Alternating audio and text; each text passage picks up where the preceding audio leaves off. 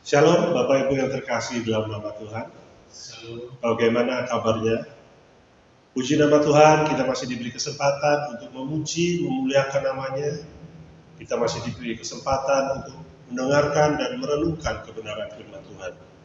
Sebelum kita masuk ke dalam perenungan, mari kita tundukkan kepala, kita satukan hati, kita berdoa.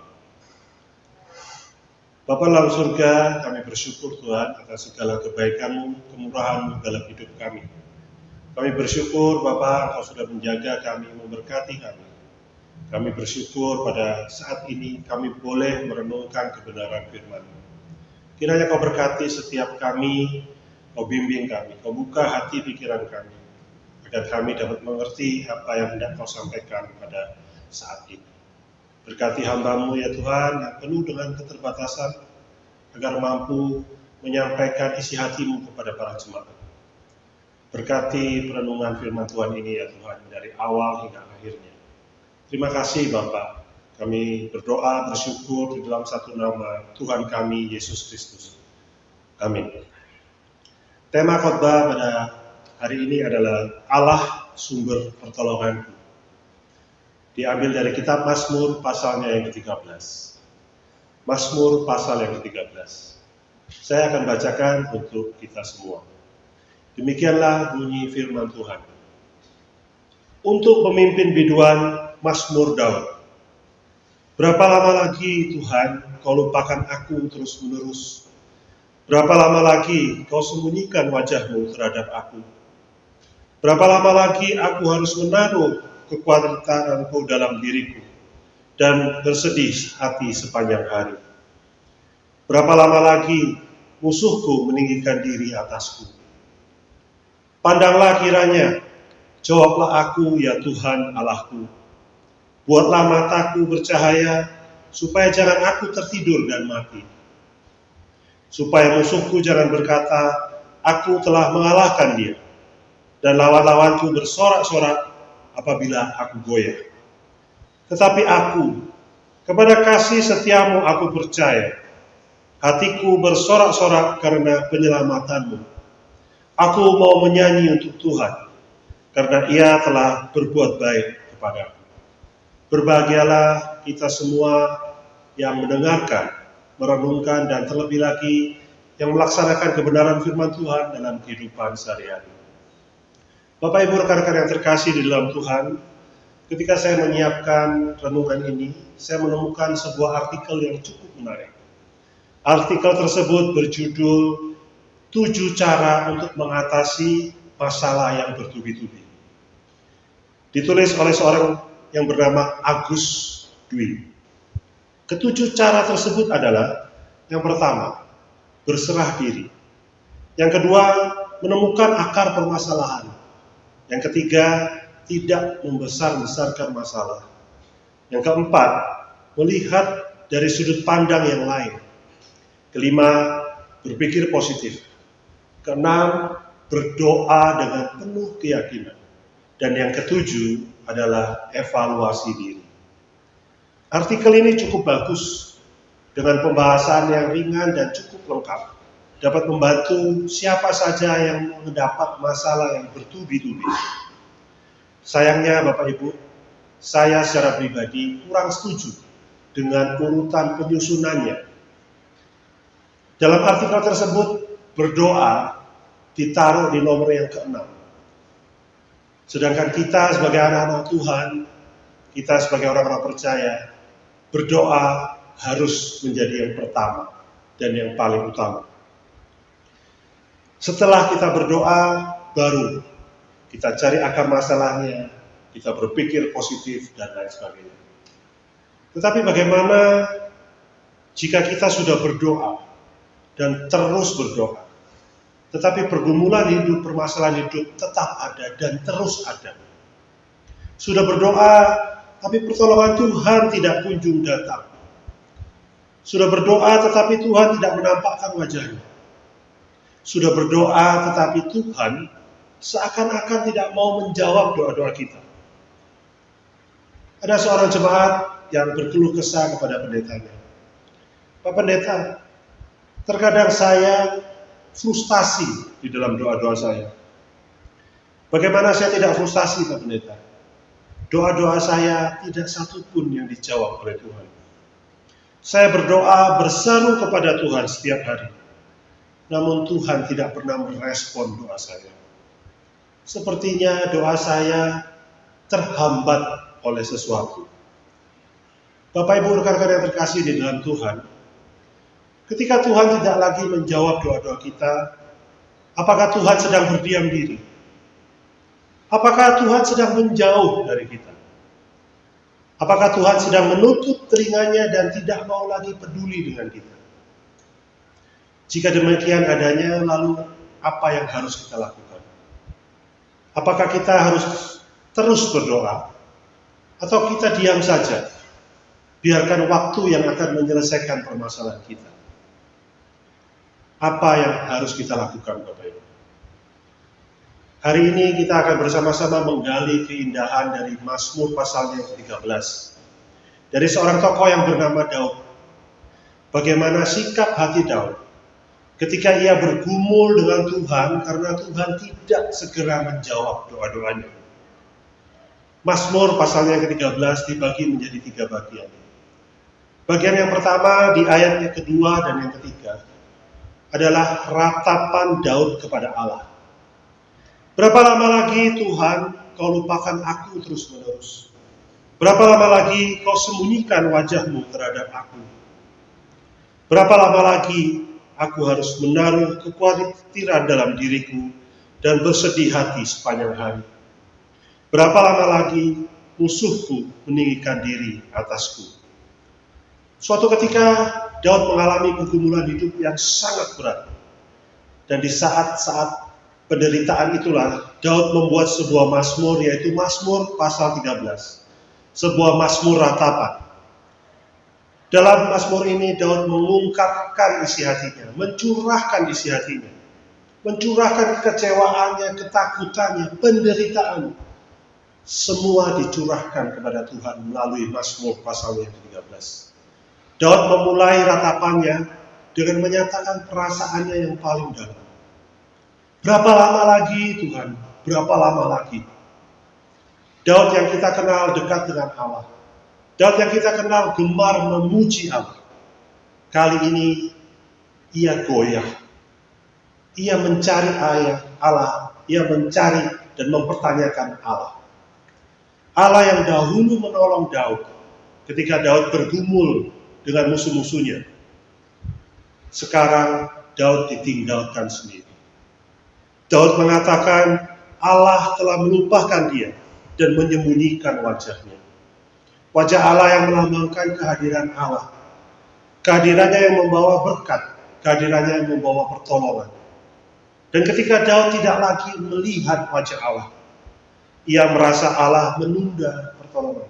Atau bahkan Allah menolak untuk menolong Daud. Oleh karena itu dia berseru, berapa lama lagi Tuhan? Berapa lama lagi?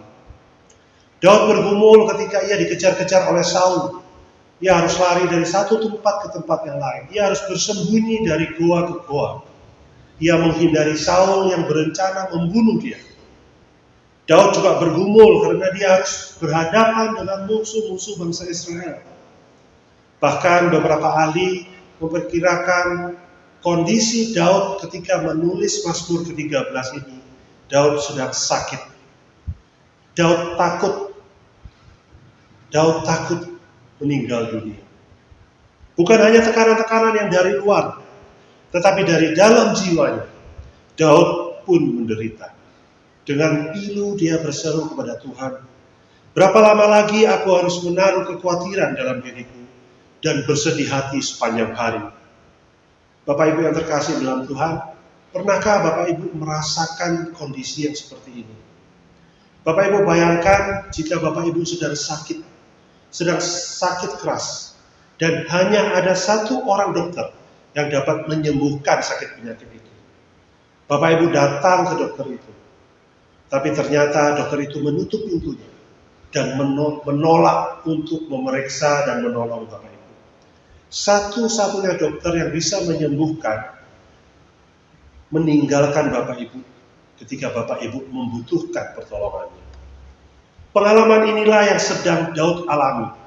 Pada saat-saat kritis, pada saat Daud paling membutuhkan Tuhan, Tuhan menghilang. Tuhan memalingkan wajahnya dari Daud. Tuhan tidak menolongnya.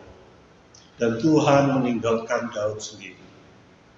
Alkitab mencatat ada beberapa tokoh yang pernah bertanya kepada Allah, atau bahkan mempertanyakan Allah. Salah satunya adalah Ayub. Jika kita melihat dalam kitab Ayub, mulai pasal ketiga, Ayub sudah mempertanyakan Allah. Ayub sudah berkeluh kesah kepada Allah, bertanya kepada Allah. Tapi Allah tidak menampakkan dirinya. Sampai pasal yang ke-38, baru Allah menampakkan dirinya kepada Ayub. Contoh lain lagi adalah Nabi Habakuk, yang meratap dan berkeluh kesah kepada Allah. Mengapa orang-orang kafir menjadi lebih makmur? Mengapa orang-orang kafir tanamannya lebih subur? Ia menjerit, berapa lama lagi Tuhan, aku berteriak, tetapi tidak kau dengar. Aku berseru kepadamu penindasan, tetapi tidak kau tolong. Begitu juga dengan Asaf, pemazmur lainnya, juga bertanya-tanya kepada Allah. Bapak Ibu, meratap, berkeluh kesah, bertanya kepada Allah, atau bahkan mempertanyakan Allah, merupakan hal yang lazim dalam tradisi Israel kuno. Sayangnya budaya tersebut hilang dalam ibadah Kristen masa kini, karena dianggap tidak alkitabiah. Pendeta Syakoksin mengatakan, kita perlu memberi ruang untuk mengeluh, meratap atas segala kesulitan, persoalan, ketidakadilan dan penderitaan yang kita alami. Ratapan juga berfungsi sebagai sebuah permohonan kepada suatu pribadi yang dapat mengakhiri penderitaan ini. Jadi Bapak Ibu, meratap itu adalah sebuah permohonan kita minta tolong kepada Tuhan. Karena kita punya iman, hanya Tuhan saja yang dapat menolong kita. Bagaimana dengan Bapak Ibu, rekan-rekan yang terkasih? Ketika kita mengalami pergumulan hidup, ketika kita mengalami permasalahan hidup yang bertubi-tubi, kita sudah melakukan yang terbaik, kita sudah berdoa setiap hari. Tetapi pergumulan itu tetap ada. Bahkan pergumulan yang baru terus datang. Merataplah kepada Allah. Bertanyalah kepadanya. Curahkanlah semuanya kepada Tuhan. Biarlah Tuhan tahu bagaimana kita menderita ketika Dia mendiamkan kita. Biarlah Tuhan tahu bahwa Dialah satu-satunya sumber pengharapan kita. Sumber pertolongan kita. Merataplah kepada Tuhan. Merataplah. Di bagian selanjutnya, di bagian yang kedua, di ayatnya keempat dan kelima. Setelah meratap, Daud berdoa. Pandanglah kiranya, jawablah aku ya Tuhan Allahku. Buatlah mataku bercahaya, supaya jangan aku tertidur dan mati. Supaya musuhku jangan berkata, aku telah mengalahkan dia, dan lawan-lawanku bersorak-sorak apabila aku goyah. Setelah meratap kepada Tuhan, Daud memilih untuk berdoa. Daud berdoa memohon kepada Tuhan, pandanglah kiranya, dengarlah aku ya Tuhan Allahku. Jika sebelumnya Daud merasa Allah menyembunyikan wajahnya, sekarang ia memohon Allah untuk memandang kepada dia. Jika sebelumnya Daud merasa Allah sudah melupakan dia, sekarang ia memohon agar Allah menjawab dan mendengarnya. Bapak Ibu rekan-rekan yang terkasih dalam Tuhan, kita di sini dapat melihat ada sebuah relasi antara Allah dengan Daud.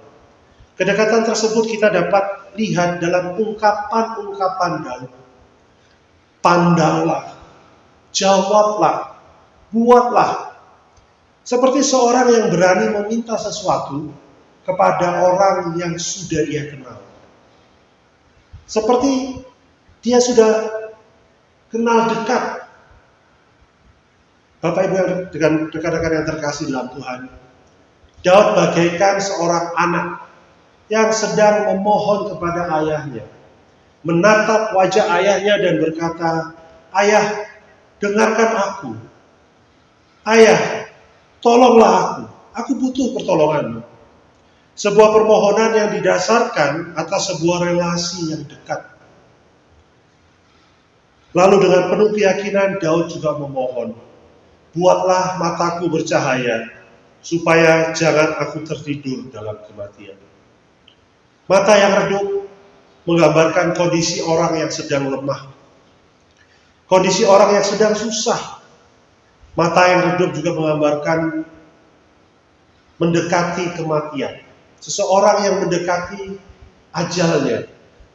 Ketika Daud memohon kepada Tuhan agar membuat matanya kembali bercahaya, ia sedang memohon agar diberi sumber kekuatan baru, sumber pengharapan baru, sumber kekuatan untuk sembuh dari sakit penyakitnya. Dalam doanya bukan saja permintaan yang Daud ucapkan, tetapi juga alasan dari permintaan itu, supaya musuhku jangan berkata, "Aku telah mengalahkan dia," dan lawan-lawanku bersorak-sorak apabila aku goyah. Bapak Ibu yang terkasih di dalam Tuhan, bagaimana dengan sikap hati kita ketika kita berdoa kepada Tuhan? Apakah kita berdoa dengan sikap hati layaknya seorang karyawan yang sedang meminta sesuatu kepada majikan? Jika demikian, maka sang majikan bisa saja tidak mengabulkan permintaan karyawannya. Tetapi lain halnya dengan Daud. Daud memberikan teladan kepada kita semua. Ketika dia berdoa, dia memohon kepada Tuhan dengan sikap hati seorang anak. Seorang anak yang memohon, meminta sesuatu kepada ayahnya. Dengan demikian sang ayah akan memberikan yang terbaik yang anaknya butuhkan. Ingatlah Bapak Ibu, kita semua adalah anak-anak Allah. Berdoalah layaknya seorang anak yang minta kepada ayahnya. Dengan sikap seperti itu, saya yakin Tuhan Allah Bapa kita akan memberikan yang terbaik yang kita butuhkan. Roma pasal yang ke-8 ayat 17 berbunyi, "Dan jika kita adalah anak, maka kita juga adalah ahli waris."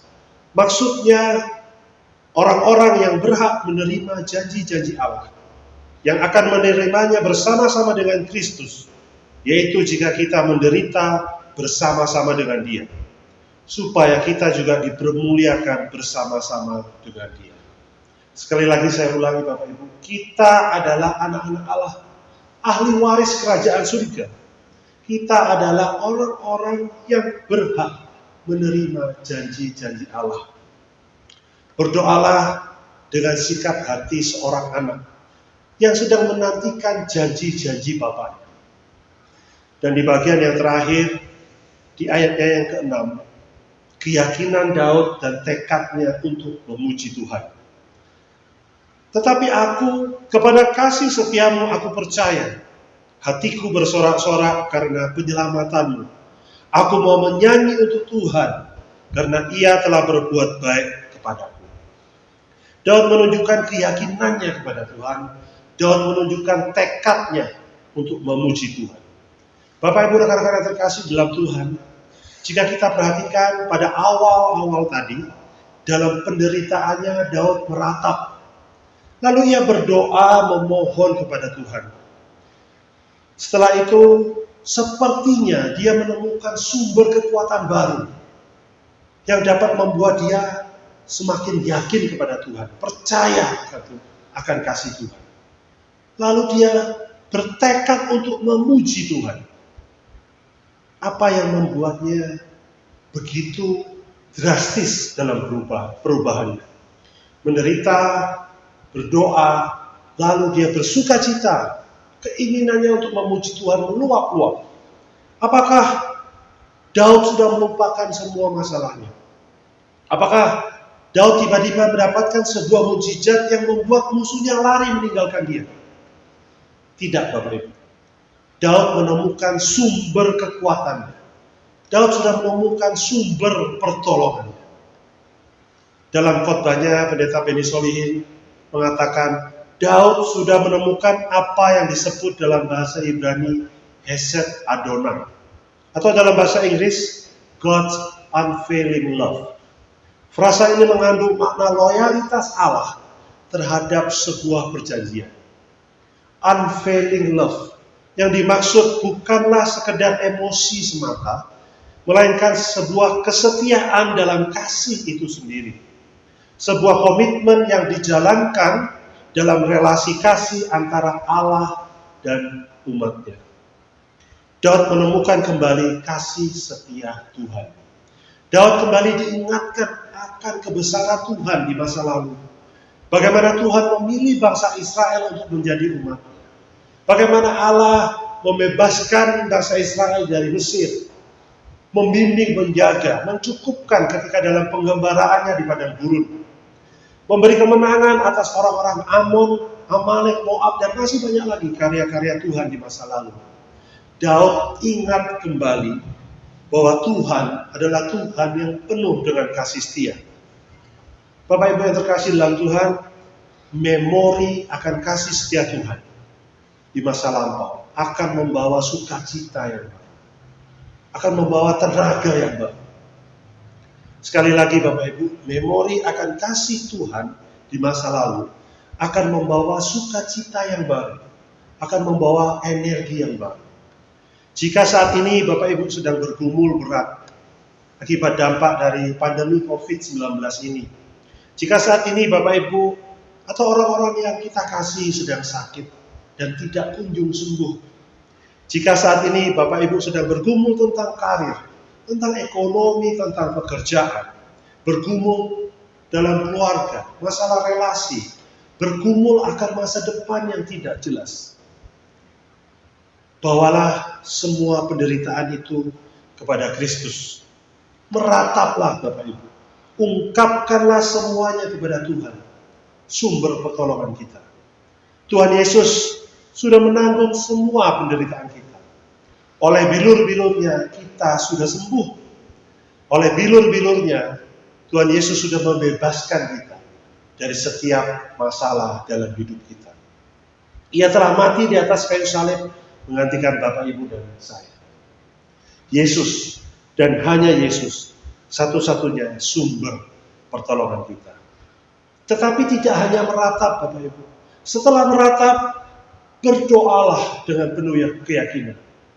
Berdoalah dengan sikap hati seorang anak yang memohon sesuatu kepada ayahnya. Dan ketika kita takut untuk melangkah, ketika kita ragu untuk melangkah, ingatlah kasih setia Tuhan dalam hidup kita selama ini. Ingatlah kebaikan-kebaikan Tuhan dalam hidup kita selama ini. Tuhan kita adalah Tuhan yang setia. Dia tidak akan meninggalkan kita sendiri. Ingatlah, hanya Tuhan satu-satunya sumber pertolongan kita. Roma pasalnya yang ke-8 ayat 35 sampai ke 39. Penindasan atau kesesakan, atau penganiayaan, atau kelaparan, atau ketelanjangan, atau bahaya, atau pedang. Dalam semuanya itu kita lebih dari pemenang. Sebab aku yakin bahwa baik maut maupun hidup, baik malaikat-malaikat maupun pemerintah-pemerintah, baik yang ada sekarang maupun yang akan datang, atau kuasa-kuasa, baik yang di atas maupun yang di bawah, ataupun sesuatu makhluk lain, tidak akan dapat memisahkan kita dari kasih Allah yang ada dalam Kristus Yesus Tuhan kita. Ingatlah Bapak Ibu, tidak ada yang dapat memisahkan kita dari kasih Kristus. Merataplah, berdoalah dengan penuh keyakinan, berdoalah dengan sikap hati seorang anak. Ingatlah kasih setia Tuhan dan pujilah Dia. Tuhan sumber pertolongan kita semua. Kiranya kebenaran firman Tuhan menolong kita semua. Mari kita berdoa. Bapa dalam surga, terima kasih Tuhan. Kau sudah mengingatkan kami bahwa tempat kami mengadu, tempat kami meratap hanya kepada-Mu saja. Ampuni kami jika selama ini kita meratap atau kita berkeluh kesah bukan pada tempatnya ya Tuhan. Dan bimbing kami agar kami selalu mengingat bahwa Engkaulah satu-satunya sumber pertolongan kami.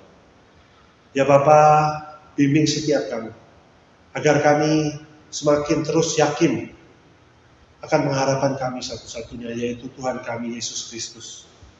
Terima kasih Tuhan atas firman-Mu pada hari ini. Terima kasih Engkau sudah memberkati kami dari awal hingga selesai. Kami yakin dan percaya Tuhan, firman-Mu akan menguatkan kami dalam kami menghadapi kehidupan kami masing-masing. Berkati seluruh jemaat yang ada dalam lingkup GKT Eklesia, semua pengurus juga hamba Tuhan, semua orang yang terlibat dalam pelayanan. Kiranya Kau selalu menjaga mereka, memberkati mereka. Terima kasih Tuhan, di dalam satu nama Tuhan kami Yesus Kristus, kami sudah berdoa. Amin.